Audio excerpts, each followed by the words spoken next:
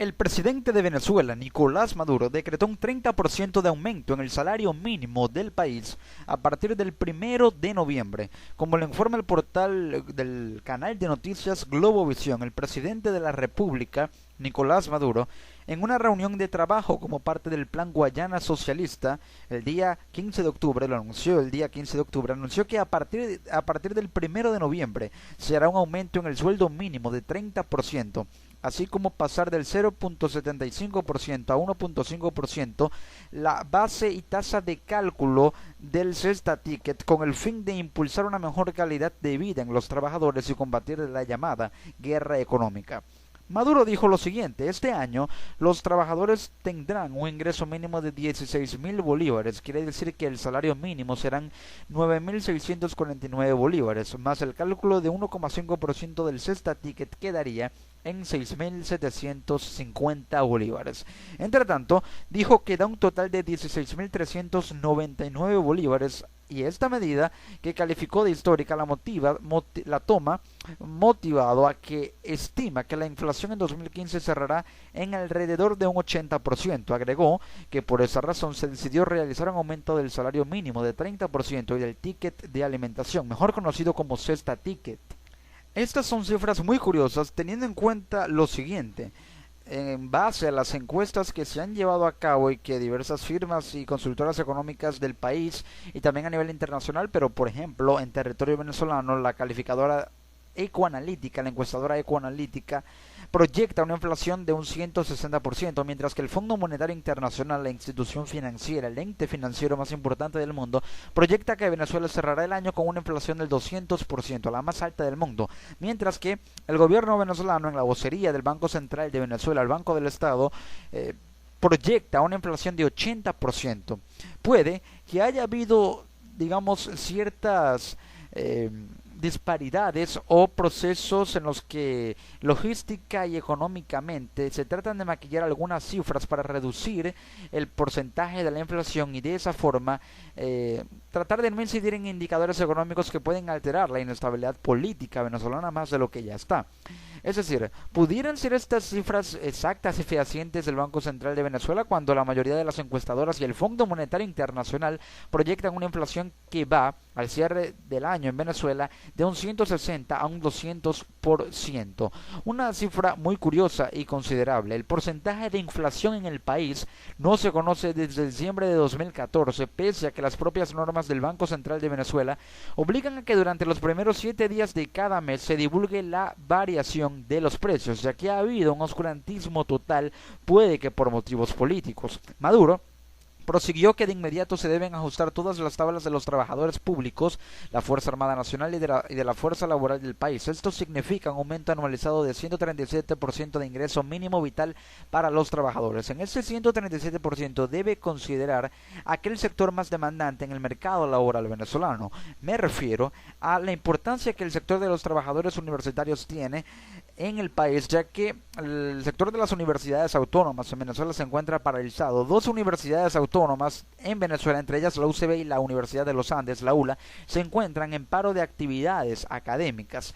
Esto quiere decir que pudiera repercutir no solamente en la educación del venezolano, sino en un descenso tanto en la demanda como en la oferta del mercado laboral a nivel educativo superior, es decir, a nivel de educación universitaria, educación superior en Venezuela, lo cual disminuiría la fuerza laboral, también el capital humano productivo, y esto afectaría a la economía. Puede sonar alarmista, pero es una reacción en cadena en la que hay que tener en cuenta, y es la educación disminuye, el porcentaje de capital humano, capital productivo, de intelecto, de cerebros en Venezuela puede irse del país, puede decrecer porque no se producen más talentos académicos. Venezuela no contaría con un mercado laboral a nivel profesional importante en Latinoamérica para competir a nivel mundial, y la fuga de talentos y de cerebros se iría a otros países del mundo que sí pueden aprovecharlos. Es decir, es una situación realmente precaria, una situación en la que deben establecerse prioridades, pero también tener en cuenta que los aumentos salariales que últimamente se han venido registrando y decretando en Venezuela no han generado un efecto positivo a nivel de poder adquisitivo en el venezolano, porque cuando aumenta el salario en Venezuela, directa y proporcionalmente aumentan casi inmediatamente los precios debido a la alta inflación por la alta emisión monetaria, la baja oferta de productos, un desequilibrio que altera el valor de los productos por esa ilusión económica de que a mayor cantidad de billetes, mayor cantidad de productos, cuando en realidad no hay muchos productos, pero hay muchos billetes y hay una descompensación en la oferta, la emisión monetaria para compensar la oferta que es muy baja con una demanda que es altísima. Por ello se genera la inflación. Por ello tienen que subir los precios porque cuando el salario aumenta, el poder adquisitivo en teoría es mayor, pero los precios aumentan porque se crea esa ilusión de proceso cíclico inflacionario en la que los precios aumentan porque los costos de las materias primas y de los insumos aumentan, los costos de producción aumentan y deben compensar las pérdidas que generaron con un poder adquisitivo que el venezolano en teoría tiene incrementado para costear esos productos, pero que no le alcanza porque el nivel de los precios está mucho más alto que el nivel del salario. El nivel de los costos, del costo de la vida en Venezuela está mucho más alto que el nivel de ingreso. Y esto es una contradicción fatal para una economía, una contradicción en la que, o un desequilibrio, mejor dicho, en la que los precios son mucho más altos que el nivel de ingresos. Algo fatal que actualmente se vive en la economía venezolana. Entonces, este nuevo aumento salarial de 30% a partir del 1 de noviembre surtirá efecto, realmente generará rentabilidad. Los pronósticos pueden sonar desalentadores, pero es que si no se controla la inflación, esta medida será inviable.